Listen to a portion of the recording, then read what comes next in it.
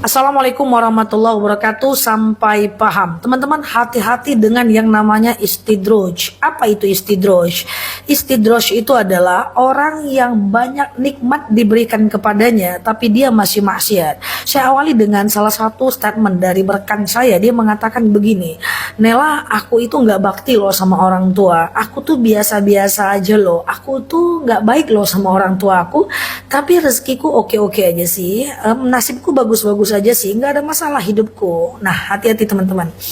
Dalam Islam ada yang namanya istidroj. Apa itu istidroj? Istidroj itu adalah Allah berikan sesuatu kepada orang yang maksiat. Kamu nggak sholat, ini nikmat. Kau tak puasa, ini nikmat. Kau tak ibadah, ini nikmat. Kau riba, ini nikmat. Allah berikan nikmat terus kepada orang yang maksiat. Sampai kapan? Hatta yataqatta. Sampai nanti Allah cabut nikmat itu secara mendadak. Ujung-ujungnya stroke mendadak, ya, kemudian rumah terbakar mendadak. Nah, inilah yang dinamakan dengan istidroj. Jadi kita jangan berbangga hati kalau seandainya kita maksiat, kita nggak sholat, kita nggak puasa, tapi nikmat itu jalan terus. Itu hati-hati. Istidroj itu adalah Allah mendiamkan seseorang. Allah mendiamkan seseorang yang orang itu dia dibiarkan oleh Allah, dicuekin oleh Allah, sampai akhirnya nanti Allah marah dan akan Allah cabut nikmat itu secara mendadak. Istidroj ini adalah bab yang paling mengerikan karena prosesnya namanya istidroj, endingnya adalah musibah. Jadi jangan heran kalau ada orang mapan, bangkrut mendadak, ya. Walaupun tidak semua orang yang mengalami hal buruk itu adalah istidroj, bisa jadi itu ujian. Nah, bedanya apa? Kalau istidroj diberikan kepada orang yang maksiat, tak sholat ini nikmat, tak puasa ini nikmat, sampai nanti Allah diamkan, sampai Allah berikan musibah kepada dia. Bedanya dengan ujian, ujian itu Allah berikan kepada orang yang beriman.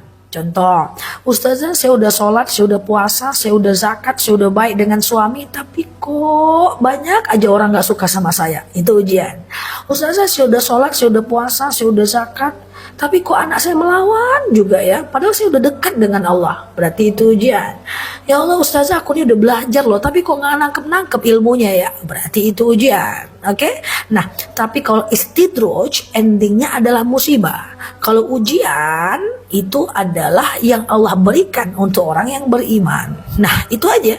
Jadi misalnya nih kita sakit, ya, kita sakit, kita cek dulu, hati-hati, ini musibah istidroj atau ini ujian. Kalau kita rasanya udah taat, udah baik, udah belajar, udah dekat dengan Allah, tapi kena juga masalah, berarti itu ujian. Kalau ujian itu aman, ujian Allah berikan supaya kita naik kelas keimanannya.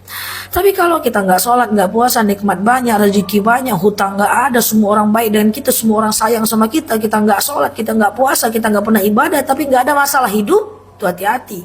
Tinggal nunggu waktu, Allah akan cabut nikmat itu secara mendadak. Na'udzubillah. Bagaimana cara menghindari istidroj yang endingnya adalah musibah? Caranya begini, semakin tinggi nikmat, semakin tinggi ibadah, semakin banyak rezeki, semakin tinggi sedekah, semakin banyak bagus rezeki, maka semakin tinggi ibadah, semakin banyak orang yang sayang, semakin kuat menyayangi orang lain, semakin banyak orang yang mencintai, semakin kuat membalas kebaikan orang, supaya kita tidak terjebak dengan istidroj. Jadi imbangi nikmat dengan kualitas dan kuantitas ibadah, karena kalau dia nggak imbang maka endingnya akan istidroj. Oke, terima kasih. Nah, di sini like, share video saya ini, follow kanal saya ini, cek ratusan video saya yang lain. Dan terima kasih telah menemani.